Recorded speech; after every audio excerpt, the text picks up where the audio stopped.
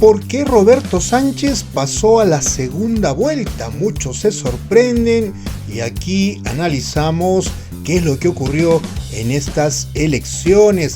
Además, en la Universidad Continental dejaron las clases presenciales por caso de sarampión. También te contamos lo que ocurre en Arequipa. Sí, Arequipa se queda sin niños y su población va envejeciendo, un fenómeno que se da a nivel mundial y ahora en Latinoamérica, y Arequipa no está exenta de ello.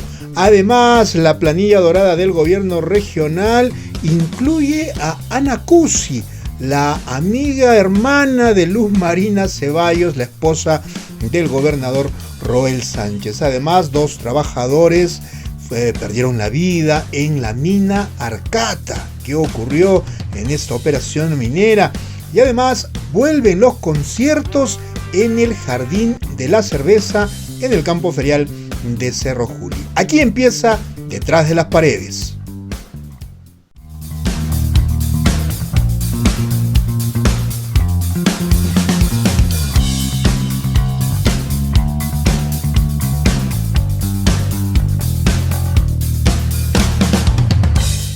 ¿Qué tal? ¿Cómo están? Bienvenidos a Detrás de las Paredes, tu micronoticiero desde Arequipa. Soy Jorge Turpo en esta edición de hoy miércoles 20 de mayo. Vamos a desarrollar la información. Empezamos con nuestra principal noticia, pero que tiene que ver con el análisis.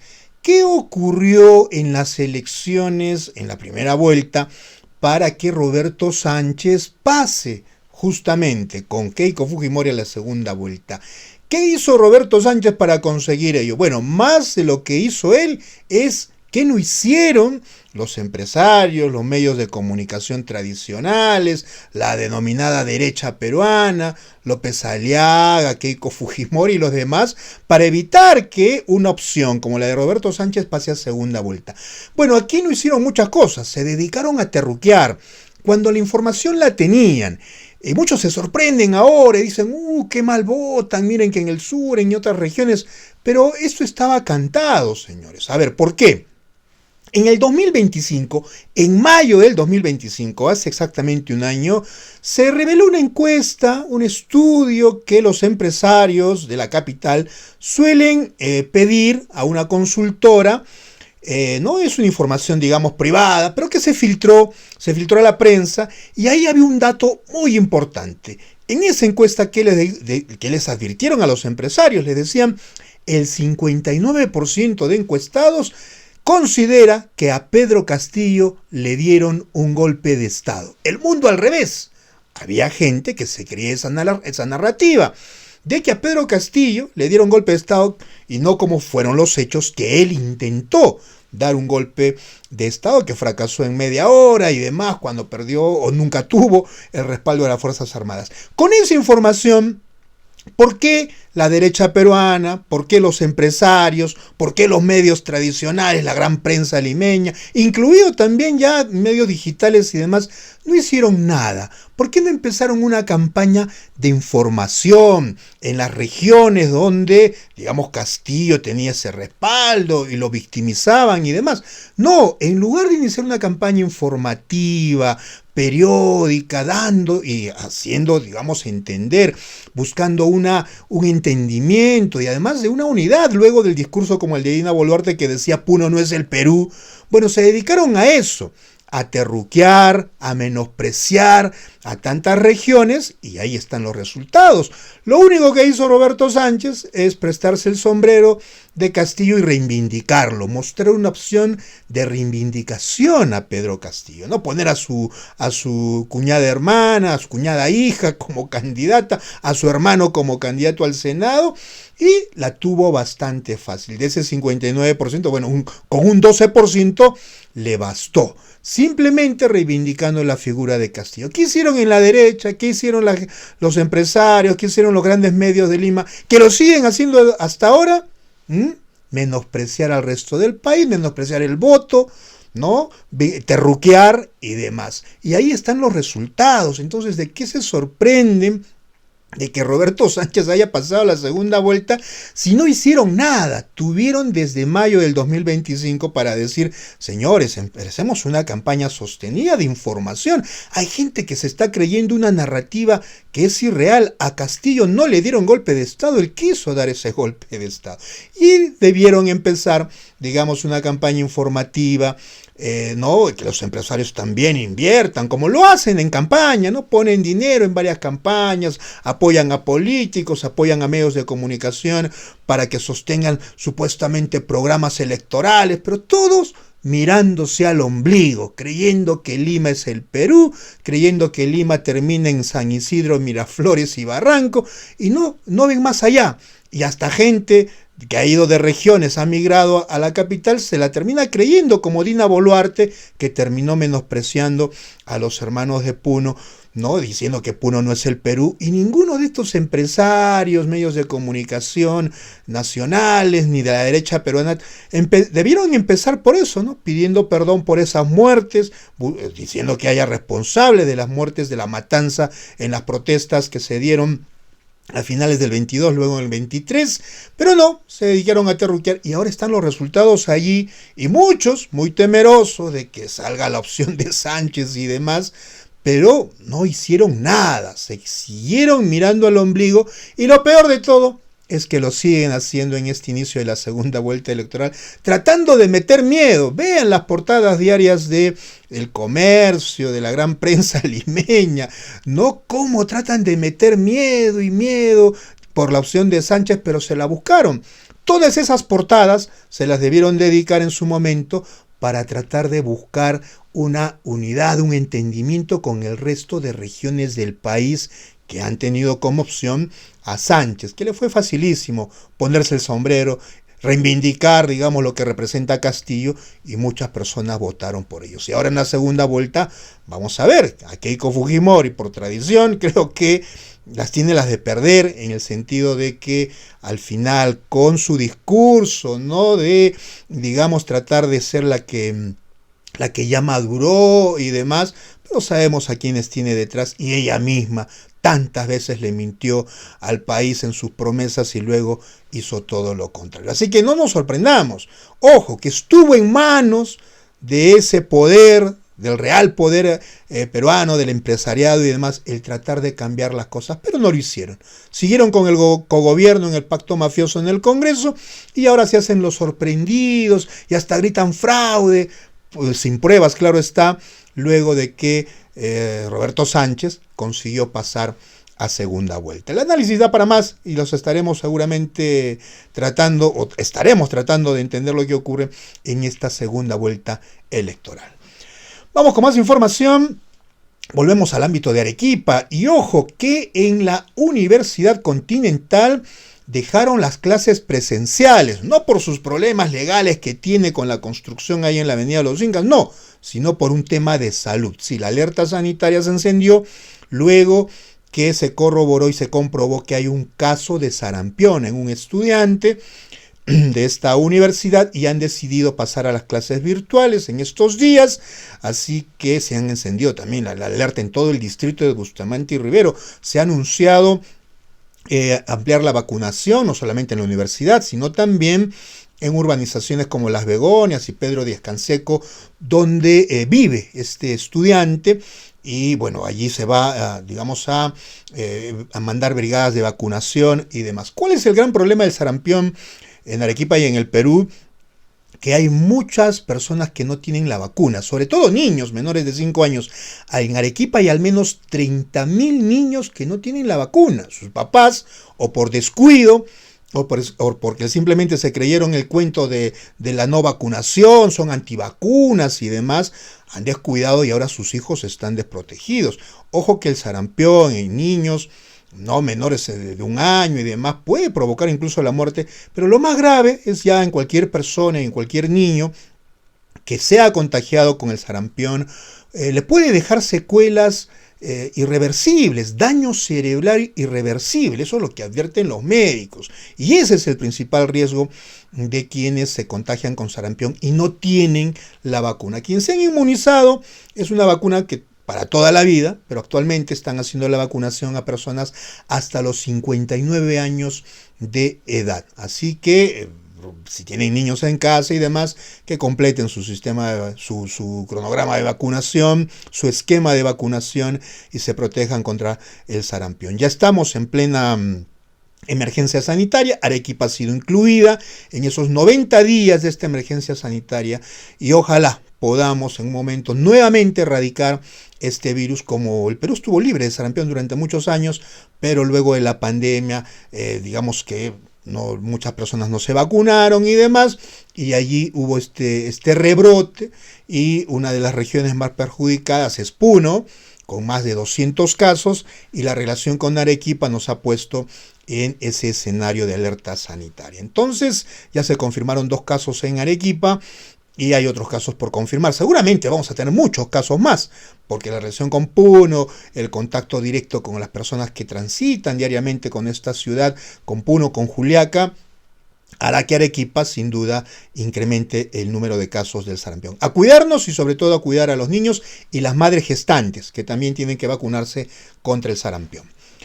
Cambiamos de información y hablando de niños y demás, hay una información bastante curiosa, pero bueno, curiosa por el sentido de la información, pero que no nos debe sorprender. ¿Qué está ocurriendo en Arequipa con la tasa de natalidad y demás? Resulta que en Arequipa está ocurriendo un cambio silencioso, pero enorme, ¿no? Cada vez nacen menos niños. Cada vez nacen menos niños y cada vez hay más adultos mayores.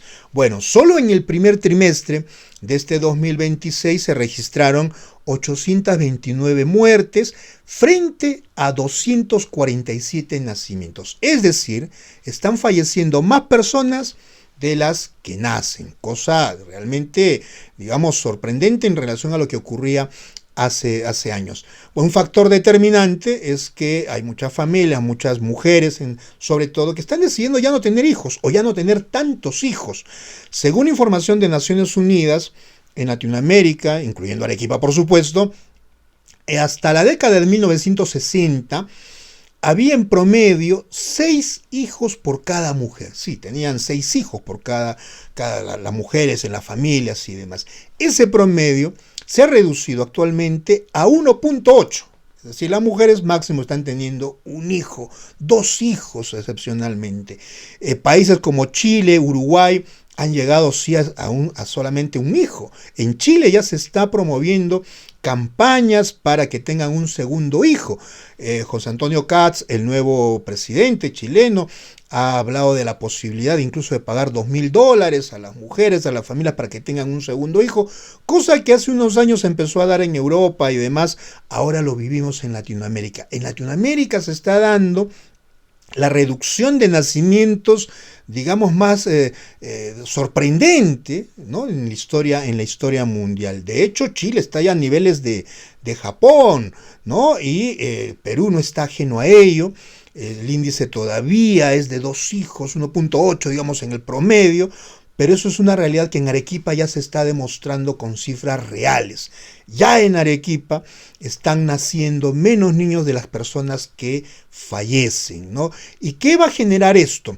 A futuro va a haber problemas, bueno, la población va a estar más envejecida, y en el Perú, bueno, con los sistemas de salud, con el sistema de seguros, tantas personas que no gozan de seguridad social y demás, ¿qué va a pasar con nuestros adultos mayores? Ahí se viene un grave problema. Tampoco vamos a tener mano de obra que ayude con su trabajo justamente a generar las pensiones de los adultos mayores. Esto puede ocurrir de acá a 2 a 3 décadas, ciertamente, pero tendríamos que ir pensando, ¿no? ¿Qué va a ocurrir con toda esta situación de este cambio demográfico en la ciudad? Sin duda, la reducción del número de niños va a ser también, como ocurrió en otros países de Europa sobre todo, que se cierren escuelas, no va a haber pues demanda de nidos, de jardines, de escuelas primarias, que tienen sus pros y sus contras. Ciertamente también los profesores se podrán dedicar casi a una educación personalizada con los pocos niños que haya, pero se trata de tratar de generar las condiciones necesarias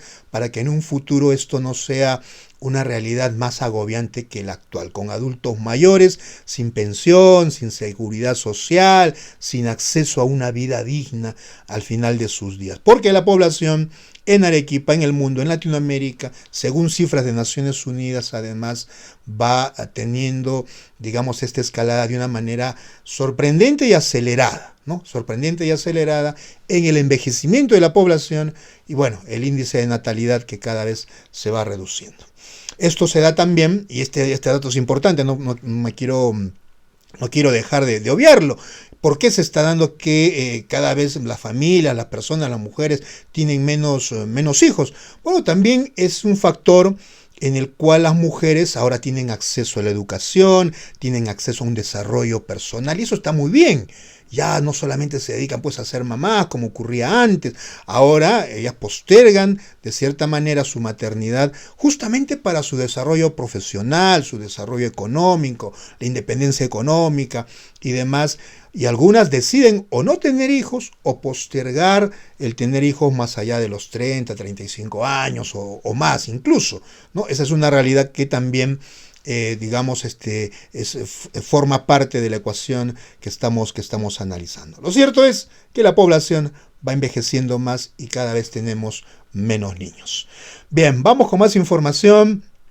Esta vez les quiero contar lo que ocurre en el gobierno regional. Si el gobierno regional, la gestión de Roel Sánchez, tiene una planilla dorada, ¿no? Hay funcionarios que ganan por encima del promedio, 7.000, 9.000 soles, que están en el fondo de asignación gerencial, que es un fondo que les llega desde el Ministerio de Economía. Pero en la gestión de Roel Sánchez se han dado, digamos, el trabajo de buscar también ciertos puestos claves o de favorecer a personas cercanas al entorno de la pareja, digamos, del gobernador regional. Estamos hablando de la esposa del gobernador Luz Marina Ceballos. Ella tiene una amiga hermana, bueno, así se dicen ellas, ¿eh? No es ningún invento mío.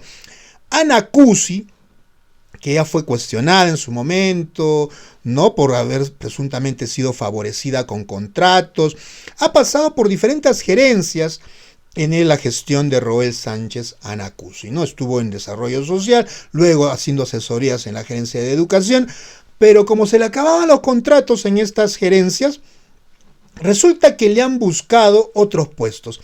Y aquí tenemos los pagos que le han efectuado en los últimos meses. Por ejemplo, le han inventado un cargo. Sí, le decimos le han inventado porque no sabemos a qué se puede dedicar, digamos, Ana Cusi, por ejemplo, en la obra del Hospital Marisa Campos. Desde el año pasado, ojo que ella es socióloga, y hacen unos términos de referencia para contratarla por 15.000 soles, durante 3 meses, le pagan 4.950 soles mensuales, y este es el rubro en el que la han contratado. Servicio de coordinación de actividades de gestión social para la gerencia de infraestructura. Una socióloga, ¿no? en la gerencia de infraestructura, dice, para prestar el servicio en la obra del Hospital Marisa Campos. Dice que como socióloga ella va a evitar conflictos sociales, va a hacer un análisis sociológico de la obra. Se dan cuenta cómo le buscan la excusa para seguir contratando a esta señora, y como ya se le acabó esta orden de servicio de 3 meses, ¿no? El año pasado estuvo octubre, noviembre y diciembre ganando cerca de 5.000 soles mensuales. Para este año le han inventado un cargo similar, pero ya no en el Hospital Marisa Campos, sino en la obra del Centro de Salud de Cabanaconde. ¡Qué suerte!, ¿no? Simplemente por ser amiga de la esposa del gobernador, la señora Cusi está ahí contratada mes tras mes, inventándole estos cargos. Hemos tenido acceso a los términos de referencia a la contratación, y específicamente le piden pues todos los requisitos que ella cumple a cabalidad, ¿no? La experiencia, el ser socióloga y demás. Aquí lo tenemos, dice, no tener impedimento de contratar con el Estado, licenciada en sociología, en conocimientos de administración, experiencia mínima de 5 años en el sector público, curso diplomado en gestión pública, bueno, todo lo que la señora cumple, ¿no? Pero ahí están los puestos que le crean una socióloga trabajando contratada por la gerencia de infraestructura. Bueno, en eso gastan la plata en el gobierno regional en lugar de preocuparse en contratar profesionales que le lleguen a resolver tanto problema que tiene Roel Sánchez en su gestión, en destrabar obras y demás, dedicada a beneficiar a una amiga hermana de su esposa. Bueno, ya están en el tramo final de su gestión, pero siguen favoreciendo de esta manera a algunas personas. Vamos con más información ya en la parte final de nuestro noticiero. Y bueno, esta noticia es triste y llega desde la mina Arcata, ¿no? Esto en la zona andina de Arequipa. ¿Qué ha ocurrido? El diario Correo ha confirmado que 2 trabajadores de la minera Arcata perdieron la vida tras la caída del vehículo en el que estaban en un forado en esta mina, ¿no? Que hace poco fue vendida, bueno, el año pasado, ya no es del grupo Hochschild, pasó a ser parte de la empresa Sierra Caraz y estos 2 trabajadores mineros fueron sepultados prácticamente, ¿no? El último lunes, luego de un accidente ocurrido en la unidad minera Arcata, ubicada en el distrito de Cayarani, esto en la provincia de Condesuyos, ¿no? Sus familiares, bueno, indudablemente estuvieron desesperados, por horas no les confirmaban. María Mamani, según el diario Correo, es tía de Jimmy Samayani Mamani, quien confirmó a Correo que su sobrino desapareció tras el colapso de una zona al interior de la mina, ¿no? El volquete que conducía habría caído a un enorme forado que se abrió repentinamente cuando estaba cumpliendo sus labores. El joven de 32 años se encontraba acompañado de otro trabajador, un operador de un cargador frontal, cuyo nombre todavía no ha sido revelado por las autoridades. Ambos habrían estado trabajando juntos al momento de la emergencia y desde entonces se desconoce su paradero, pero se ha confirmado ya la muerte de ambos, ¿no? Esto es lo que ha ocurrido en Mina Arcata, una mina que tiene muchos años en Arequipa y que el año pasado, como les decíamos, cambió de dueño, ¿no? Sierra Carazac, es una empresa minera, adquirió las acciones al grupo Hochschild y es quien está operando actualmente la mina Arcata, donde 2 personas han perdido la vida. Y seguimos con más, vamos a información relacionada a las inversiones en espectáculos y demás, porque vuelven los conciertos al Jardín de la Cerveza, sí, este recinto en el campo ferial del Cerro Juli, que es uno de los mejores escenarios a nivel nacional para la realización de conciertos. ¿Por qué? Porque fue creado o construido exclusivamente para conciertos. Pero desde que la gestión de Roel Sánchez se le ocurrió revertir la concesión de este recinto ferial, el Jardín de la Cerveza queda como un canchón abandonado, ¿no? Con toda su infraestructura deteriorada y demás. Y si va a resurgir el Jardín de la Cerveza, va a ser por preocupación e interés de empresarios privados que quieren que vuelvan los conciertos allí. Los productores musicales ya han alquilado este recinto. El gran problema es si el gobierno regional va a cumplir o no con poner a punto el recinto, ¿no? Es decir, para alquilarlo tienen que volver a funcionar los servicios higiénicos, sacar toda la hierba mala y demás, porque hay arbustos y demás, está abandonado el Jardín de la Cerveza, y sobre todo que tenga certificado de defensa civil, los permisos de la Municipalidad de Bustamante, y se garantice la seguridad que, digamos, siempre ha ofrecido este recinto. Y se vienen conciertos, ya han alquilado este escenario y esperemos que se cumplan esas condiciones. Uno de ellos se dará el viernes 26 de junio. Vilma Palma de Vampiros y Los Auténticos Decadentes van a llegar a Arequipa para ofrecer un concierto el viernes 26 de junio, acompañados del músico peruano Raúl Romero.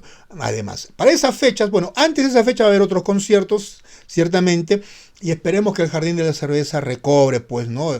Digamos, la seguridad, que sea nuevamente ese escenario que en su momento ha albergado a grandes artistas, ¿no? A artistas que han llegado durante décadas a Arequipa, y habíamos perdido ese recinto ferial y ese recinto para conciertos. Y muchos conciertos se han hecho y se van a seguir haciendo en el Palacio Metropolitano de Bellas Artes Mario Vargas Llosa. mucho nombre para ese recinto, ¿no? Pues una calamidad ese Palacio Metropolitano, sobre todo en acústica. Los conciertos suenan horrible en ese mamotreto que construyó Alfredo Segarra Tejada, que tiene orden de demolición. Si ese platillo volador verde allí en el barrio Inglés tiene que ser demolido ya por orden judicial, porque alteró todo el entorno patrimonial de esa zona, pero no hay dinero para desmontar ese mamotreto, ¿no? Ojalá habrían indicado en la sentencia que sea Alfredo Segarra que con su plata saque ese mamotreto, ¿no? Que no sirve para nada, además, si hay conciertos ahí es por falta de escenarios, pero los conciertos ahí son una calamidad porque su acústica es pésima y cualquier actividad que se hace en la mañana es peor porque es un sauna, además no tiene buena ventilación y demás, ¿no? Ojalá que en algún momento en el municipio provincial haya los recursos necesarios o se haga la gestión, quizás alguna empresa privada pueda asumir el desmontaje de ese domo verde y construya un verdadero Palacio de las Bellas Artes, ¿no? Que tenga todas las condiciones de un Palacio de Bellas Artes, no ese platillo volador que construyó allí Alfredo Segarra con tantos presuntos casos de corrupción alrededor, porque hasta las butacas estuvieron comprometidas en un presunto acto de corrupción. En fin, pero lo bueno es de que estamos recuperando un recinto ferial como es el Jardín de la Cerveza en Cerro Juli y esperemos que el gobierno regional de ahí sí rinda cuentas, ¿no? Diga cuánto alquiler se está dejando, cuánto va a ganar el gobierno regional luego de haber revertido la concesión del campo ferial de Cerro Juli.